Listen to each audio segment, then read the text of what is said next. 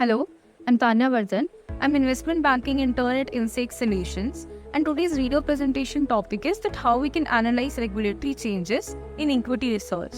So to do that, first of all, we need to know that who are making these changes.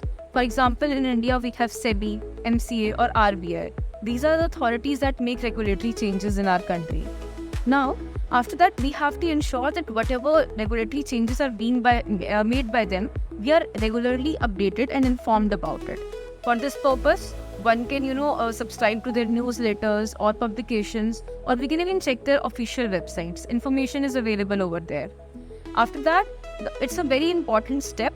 It's about analyzing the information that we have and then having some meaningful interpretations out of it. One can take some legal help to get these interpretations.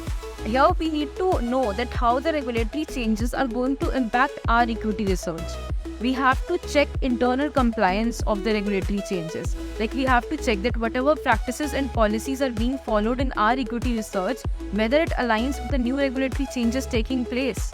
And if there is any gap, if it does not align with it, then we have to make some adjustments. We'll have to figure out some strategies or policies so that we can, adapt to those new regulatory changes.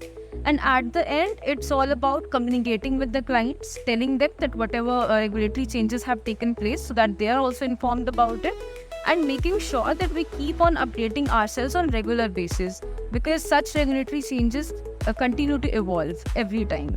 So that's how we can, analyze regulatory changes in equity research. That's what I understood. Thank you.